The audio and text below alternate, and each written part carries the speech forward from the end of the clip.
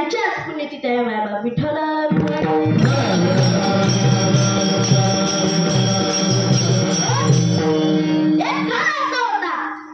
श्रीपाद बाबा नुसतं नाव जरी ऐकलं तर त्या काळच्या वाचा भाकट्यांना घाम उठत होता महाराज घाम. श्रीपाद बाबा नुसतं नाव जरी ऐकलं तर बाजार मुंगळे कीर्तनकार सुद्धा थराथरा कापत होते. एवढा मोठा दरारा होता त्यांचा. श्रीपाद बाबा संपूर्ण आयुष्य वाघासारखे जगले. राईट फाईट परमार्थ केला आणि राईट फाईटच परमार्थ या जगाला सांगितला.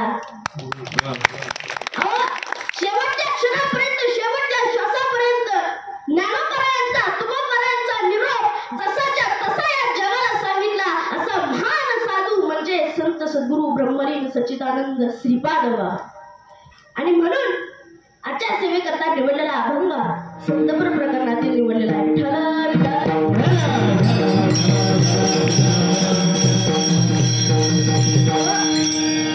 सेवेला उपस्थित असणारे गायनाचार्य, मृदंगाचार्य, टाळकरी, विनेकरी, वारकरी या सर्वांचे मी दर्शन घेतो आणि तुम्हा सर्व श्रोते मंडळींचेही दर्शन घेतो आणि आजच्या सेवेला सुरुवात करतो. विठ्ठल सेवेला सुरुवात करत असताना प्रस्तावना द्यायची ती अशी की आजच्या या धावपळीच्या युगामध्ये भगवंताच्या आपल्यावरती कृपा व्हावी असं प्रत्येकाला वाटतं.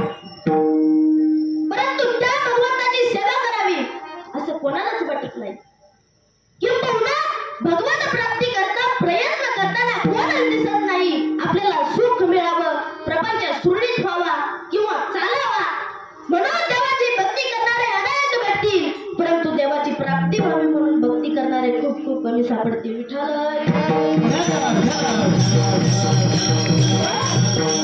देवाची आपल्यावरती कृपा व्हावी असे म्हणणारे सगळेच आहेत, परंतु भगवत परायण होणारे भगवत परायण होणारे खूप वेगळं आहे. मला मुद्दा समजून घ्या. उदाहरणार्थ सांगतो.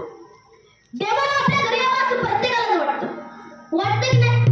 महाराज तुम्हाला वाटतं की नाही देवाला आपल्या घरी यावं? मला म्हणतात तुम्हाला वाटतं की नाही देवाला आपल्या घरी यावं? महाराज तुम्हाला वाटतं की नाही देवाला आपल्या घरी यावं? मग आता मला सांगा, असं कुणाला वाटतं का? कशाला देवाला त्रास द्यायचा आपल्या घरी ये म्हणून? त्यापेक्षा आपणच देवा घरी गेलो तर. महाराज तुम्हाला असं वाटतं का देवाला आपल्या घरी यावं असं वाटतं? आपण देवाला घरी जावं असं वाटतं का? नाही, नक्कीच नाही. म्हणजे तुम्ही आपण पक्के प्रापंचिक आहोत. विठ्ठल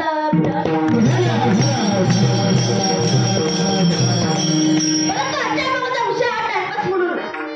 आजच्या अभंगाचा विषय हा करमणूक म्हणून नाही. ज्या व्यक्तीला ज्या जीवाला असं वाटतं अत्याधिक दुःखाची निवृत्ती व्हावी आणि परमानंद सुखाची प्राप्ती व्हावी त्या जण जेव्हा करतात त्या मोक्ष करता आजचा अभंग आहे.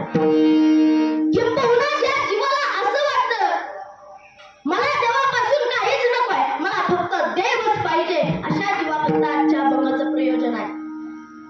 ऐका माझा, तुम्ही आपण दुःखी या कारणाने आहोत. देवाकडून आपण देव सोडून भरपूर काही आशा करतो की नाही? भागवतामध्ये कृष्ण भगवान परमात्मा आणि उद्धवाचा खूप सुंदर असा संवाद आलेला आहे. पहा सांगतो कारण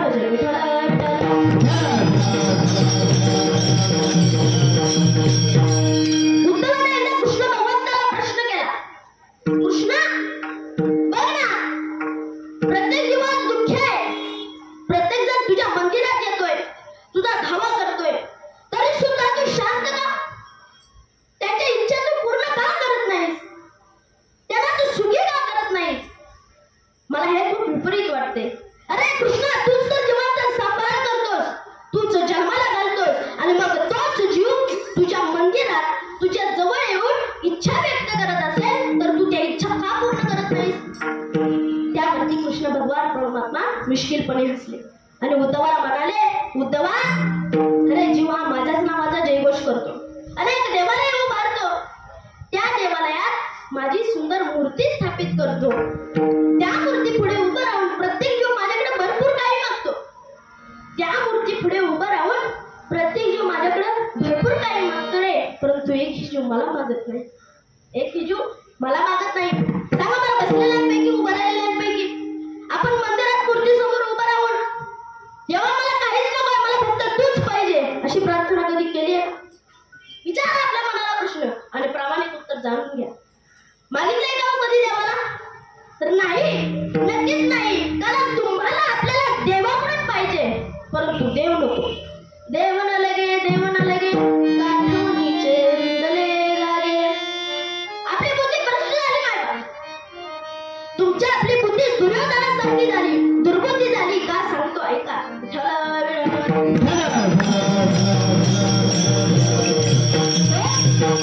महाभारतामध्ये युद्ध सुरू होण्यापूर्वी कृष्ण भगवान परमात्मा आणि कृष्णाची यादव सेना यांचं सहकार्य करण्याकरिता पांडव आणि कौरव दोघेही आग्रही होते.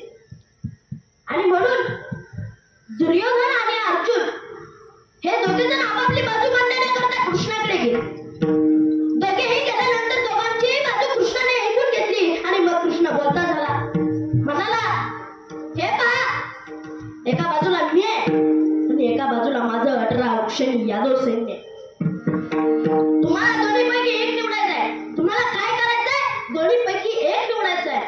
अजून एक गोष्ट अशी की मी फक्त युद्धामध्ये सारथ्य करीन, फक्त युद्ध करणार नाही किंवा हातात शस्त्र उचलणार नाही. मी फक्त बरोबर असेल सारथी म्हणून. याउलट माझं 18 अक्षरी यादव सैन्य पूर्णपणे युद्ध करण्यास सक्षम राहील. मग तुमचा फैसला तुमच्या हातात आहे. मी पाहिजे का माझं यादव सैन्य? तुम्हीच सांगा. त्यावरती दुर्योधनाने विचार केला की एक गवळ्याच्या पोराला नुसतं घेऊन काय जगात हसू करून घ्यायचं का? हा नुसतं येणार म्हणे. ते युद्ध आहे, युद्ध थोडीच लोणी चरून खायच्या गोष्टी आहेत. यादव सैन्य जर घेतलं तर पांडवाचा पहिल्या दिवशी सुपडा साफ करू शकतो असा विचार त्या दुर्योधनाच्या मनात आला. आणि आपल्या अगोदर अर्जुन यादव सैन्य मागेल म्हणून दुर्योधन लगेच बोलला. म्हणाला, काही नाही, मला यादव सैन्य पाहिजे. पहा, अहो देवाकडे देवाचं सैन्य मागितलं हो, परंतु देवाला नाही मागितलं. देवी म्हणाले, ठीक आहे, यादव सैन्य तुझ्या मदतीला हजर राहतील. याउलट अर्जुन बोलला, म्हणाला, हे देवा, हे श्री कृष्णा, मला फक्त तूच पाहिजे रे. तू असलास की मला कोणत्याही सैन्याची गरज नाही. माझ्यावरती कृपा कर. तो म्हणे, मला फक्त तूच पाहिजे. परिणाम तुम्हाला सर्वांना माहित आहे. माणसाची बुद्धी माणसाच्या विचारावरच परिणाम करते. विठ्ठल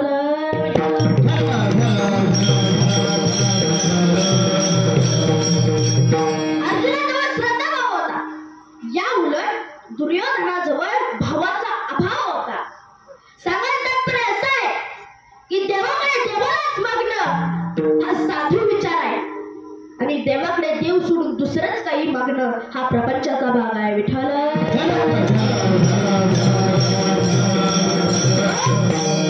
म्हणून आपल्याला भगवत प्राप्ती करण्याकरता संत महात्मे वेळोवेळी सांगत आलेले. तुकाराम महाराज एक ठिकाणी म्हणतात, आपुला तो एक देव करून घ्यावा, देणे विना जीवा सुख होय जीवा. अजून एक ठिकाणी असं वर्णन आलेलं आहे, बहुत जन्मांती जन्माला सिनारा देव तो सोयरा करी आता. तुकाराम म्हणतात, देव करून घेतल्याशिवाय आपल्याला सुख समाधान प्राप्त होईल का? महाराज, देव करून घेतल्याशिवाय आपल्याला सुख समाधान प्राप्त होईल का? नाही होणार. किंबहुना 84 लक्ष जीवलनी फिरत फिरत एकदा हा मनुष्य जन्म प्राप्त झाला आहे. काय करा तर देवाला आपलंसं करून घ्या, त्याच्याशी नातेसंबंध जोडून घ्या, त्याच्याशी नातेसंबंध जोडून घ्या. महाराज, हेच जर जमत नसेल तर दुसरा पाहुणा टपूनच बसला आहे. कोणतं सांगा बरं?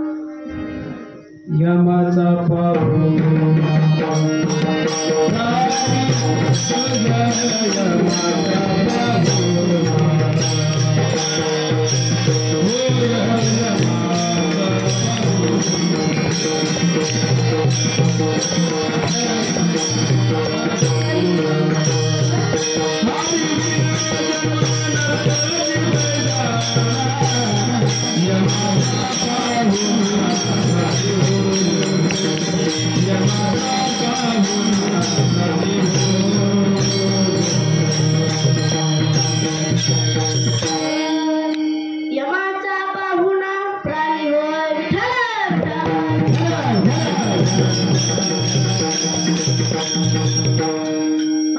नाथ महाराज सांगायचं तात्पर्य असं आहे की पहिला पाहुणा करून घ्या, ऐका माझं, नाहीतर दुसरा पाहुणा कसा आहे तू माहित आहे का? नाथ महाराज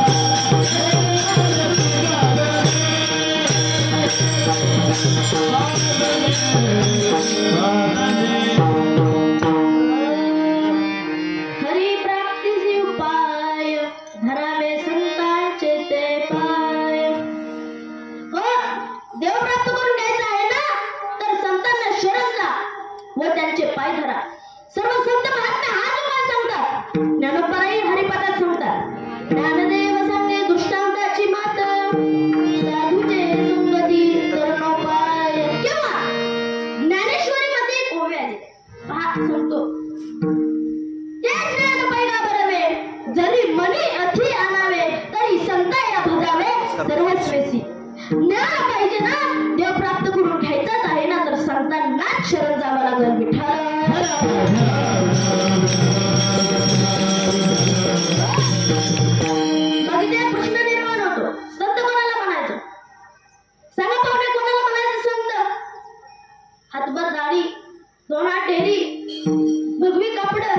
यांना म्हणायचं.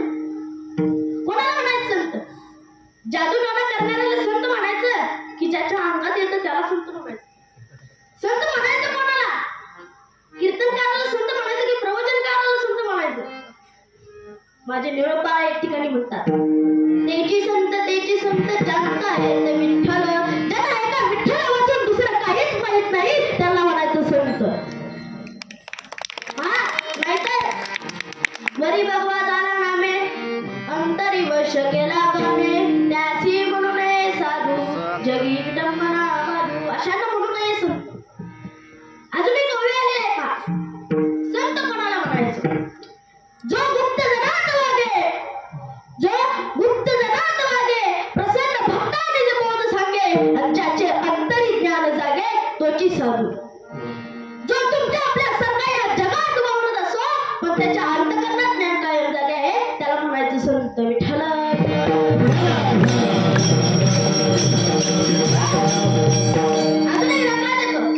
आदिशक्ती मुक्ताबाई म्हणते, संत तोची जगी दया क्षमा ज्याची, ज्याच्या हृदयात दया तो क्षमाशील आहे तो संत आहे. म्हणून नाथबाई एक ठिकाणी म्हणतात, इहलोकी तोची सर्वाभूती सम, शरीराचा भ्रम नेनोपदा. संतांना शरीरा म्हणून ओळखता येत नाही तर त्यांच्या अंगी असणारे गुण ज्ञान यावरून संतांना ओळखता येतं. मग इथे एक मुद्दा उपस्थित होतो, संत कोणाला म्हणायचं? संत कुठे भेटणार? त्यांना कुठे शोधायचं? संत आहेत का? तर याचं महत्वाचं उत्तर एक ठिकाणी असं वर्णन आलेलं आहे, चंद्रामृत सुखे सेववेल, रवी असता जाता दरवेल, बाह्य सागर तरवेल, परी त्या साधूची भेट न होईल का? चंद्राचं अमृत एक वेळ सेवन करता येईल, सूर्य असताना जाताना थांबवता येईल, डोळ्याच्या पापणीवर सागर तरवता येईल, परंतु साधूची भेट होणं खूप अवघड आहे. मायबा नाथ महाराज बाबांना मध्ये सांगतात, व्याघ्र सिंहाचे दूध जोडे, चंद्रामृती हातात चढे, परिहरी प्रियांची भेटी नाथोडे, दुर्लभ भाग्य गाडे मनुष्य. एक वेळ वाघाचं किंवा सिंहाचं दूध काढणं सोपे जाईल. काय म्हणतोय मी? एक वेळ वाघाचं किंवा सिंहाचं दूध काढणं सोपे जाईल, परंतु साधूची भेट व्हायला खूप मोठं दुर्लभ भाग्य लागतं. म्हणून बहु अवघड आहे संत भेटी, परी जगदेठी करुणा केली किंवा भाग्याचा उदय, ते जोडी संत बाई. मायबा जीवनामध्ये संत भेट व्हायला भाग्यच उदयाला यावं लागतं, आणि भाग्य उदयाला येण्याकरता कीर्तनात यावं लागतं, भाग्य उदयाला येण्याकरता हरिपाठात नाचावं लागतं, भाग्य उदयाला येण्याकरता पहाटे काकड्याला यावं लागतं. बरं का मला भाग्य उदयाला येण्याकरता ग्रंथ वाचावे लागतात, आणि भाग्य उदयाला येण्याकरता ब्रह्मलीन सच्चिदानंद सद्गुरु संत श्रीपाद बाबा यांच्या दरबारामध्ये यावं लागतं.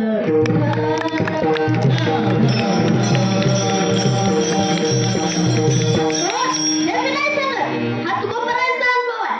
ते एक ठिकाणी म्हणतात, पुण्य फळले बहुत दिवसा, भाग्य उदयाचा ठसा, झालो सन्मुख तो कैसा, संत चरण पावलो विठ्ठल.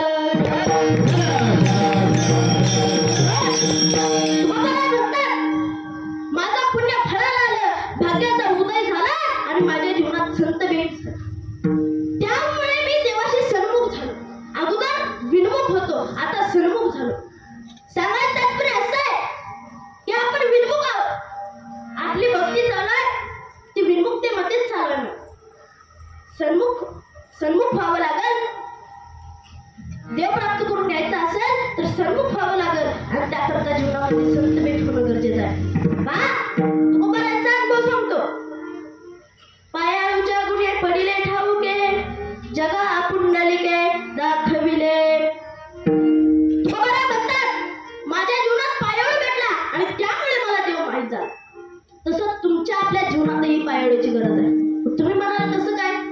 तर एक उदाहरण देऊन सांगतो. जसा व्यवहार आहे तसाच परमार्थ आहे. व्यवहारातले एक उदाहरण देतो. तुम्ही आपण शेतकरी आहोत की नाही? शेतकरी. आपली जमीन आहे, त्या जमिनीचा 7 बारा आपल्या नावाचा आहे, त्या जमिनीचं पाणी आपलं, त्या जमिनीत असतोय पण आपण. त्या मग आता समजून घ्या, जमीन आपली, मालक आपण, त्या जमिनीचा 7 बारा आपलं नाव, त्या जमिनीचं पाणी आपलंच. मग तरी सुद्धा जमिनीचं पाणी दाखवायला पाण्याची गरज का लागते? लागते की नाही पाण्याची गरज? लागते की नाही पाण्याची गरज? मग इथं आपलं डोकं बरोबरच असतं का? तर जमिनीला पाणी दाखवण्याची विद्या ही पाण्यालाच माहीत असते. हे जसं आहे अगदी तसंच की म्हणून मी असं म्हणेन, जो देव आपल्याला पहिलाच प्राप्त आहे त्याची प्राप्ती करून घ्यायला संतरूपी पाण्याची गरज आहे. विठ्ठल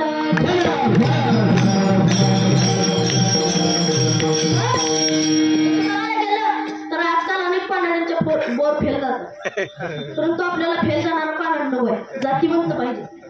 तुका म्हणे ते पाहिजे जातीचे रागवाचे का म्हणे इथं जातीचं लागतं. कारण आजकाल लय आवड झाले, ज्याच्या गळ्यात माळा नाही त्या ते म्हणताय आजचं कीर्तन काय एवढं बरं झालं. आणि ज्या कीर्तनात नुसत्या सासू सोनाच्या गोष्टी सांगितल्या जातात त्याला ते म्हणताय आजचं कीर्तन लय भारी झालं. अरे बाबा माळ हाय का आपल्या गळ्यात? महाराज माळी घातलीच पाहिजे हो, परंतु घालताना जातीवंता करून घातली पाहिजे. हाच माझा मुद्दा आहे.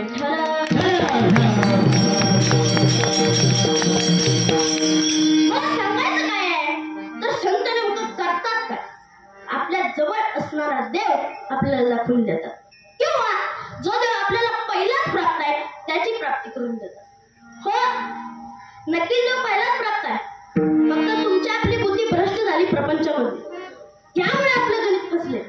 पुरावा देऊन सांगतो. ज्ञानोबा म्हणतात एरवी सर्वांच्या हृदय देशी मी अमुका आहे ऐशी, जी बुद्धी स्फुरे अरनिशी ती वस्तू गाणी. ज्ञानोबा म्हणतात तो प्रत्येकाच्या हृदयात आहे, याचाच अर्थ तो पहिलाच प्राप्त आहे.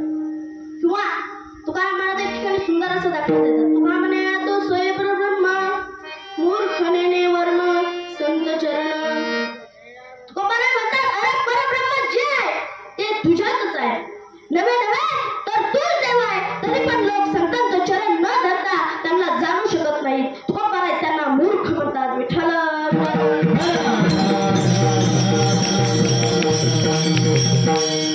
सांगायचं तात्पर्य असं आहे की संत नेमकं करतात काय तर आपल्या जवळ असणारा देव आपल्याला दाखवून देतात, जो त्यांच्याशिवाय कुणीच दाखवू शकत नाही. या न्यायाने नाथ महाराज म्हणतात हरिप्राप्तीसी उपाय धरावे संतान शेते पाय. आणि म्हणून जीवनामध्ये संत शोधले पाहिजे, संतांची भेट झाली पाहिजे. आणि एकदा का संतांची भेट झाली मग काय होतं? नाथ महाराज भंगाच्या दुसऱ्या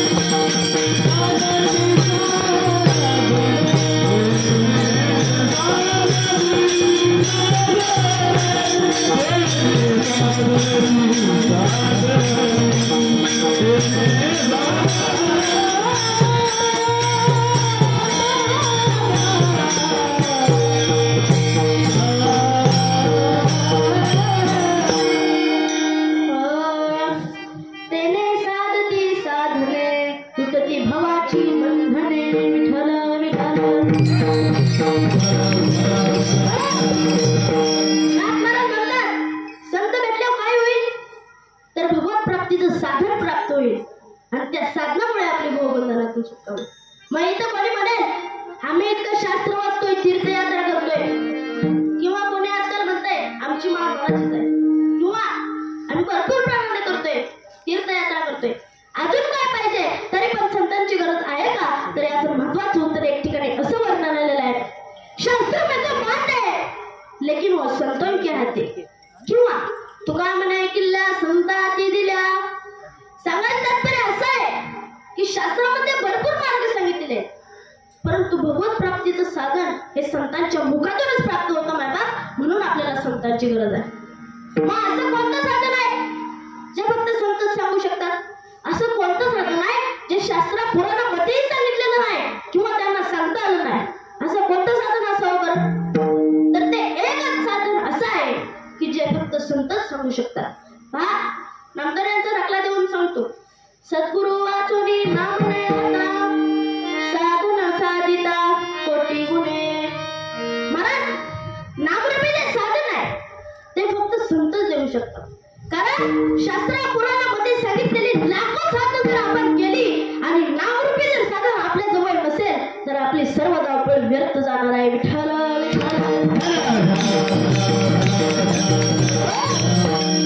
जर नसेल तर आपली सर्व धावपळ व्यर्थ जाणार आहे. कारण कलियुगी उद्धार हरीच्या नामे, आपला उद्धार नामानेच होणार आहे. म्हणून हे नामरूपी साधन प्राप्त करण्याकरता आपल्याला संतांची गरज आहे. मग संत नेमकं करतात काय? तर आपल्या जवळ असणारा देव नामरूपी साधनाच्या आधारे आपल्याला दाखवण्याचं काम करतात. हो, आपला देव आपल्या जवळ आहे, फक्त तो अनुभवायचं साधन आपल्याला. म्हणून तुझा आहे तुझं पासी परी तुझा गात चुकलासी. तो देव आपल्या जवळ आहे, फक्त त्याची शोधण्याची जागा आपण चुकलोय. त्याचा शोध आपण बाहेर घेतोय. अगोदर आज शोध घेतला पाहिजे. चराचरात त्याची सत्ता आहे, त्याच्याच शक्तीने हे शरीर चालतंय, बोलतंय, फिरतंय. त्याच्याच शक्तीने हे शरीर चालतंय, बोलतंय, फिरतंय. सर्वत्र जळी स्थळी काठी पाषाणी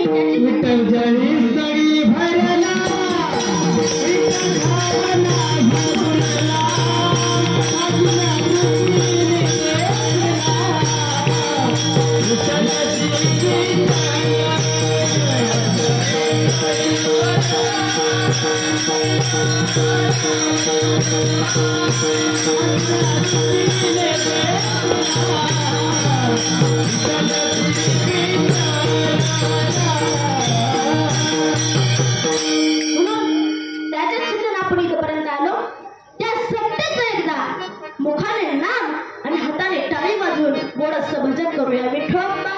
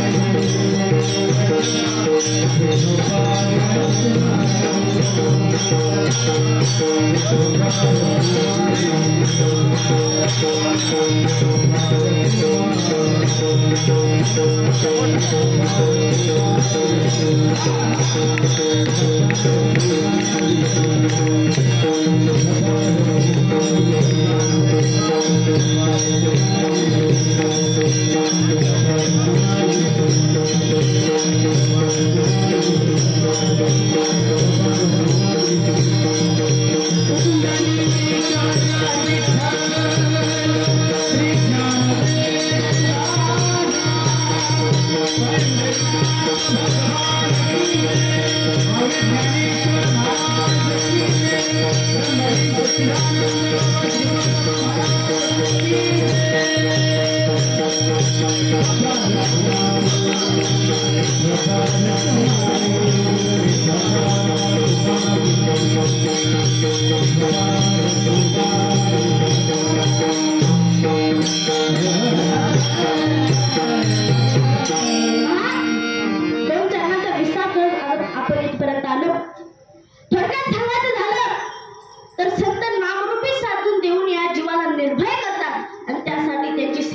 होणं गरजेचं आहे. मग इथे कोणी म्हणेल नावरूपी जे साधन आहे ते आपल्याला दुसरीकडे कुठेच मिळणार नाही का? याला संतांचीच कशाला गरज? याकरता नाथ महाराज अभंगाच्या 3ऱ्या चरणात उपदेश करतात. संताविना प्राप्ती नाही ऐसे वेद देती ग्वाही. असो झालेली सेवा सद्गुरू यशवंत बाबांच्या चरणी, सद्गुरू श्रीपाद बाबांच्या चरणी, भगवान पांडुरंग परमात्म्याच्या चरणी आणि माझ्या आयुष्याला लाभलेले मला एक कीर्तनकार म्हणून ज्यांनी घडवलं ते असणारे आमचे हरिभक्त महाराज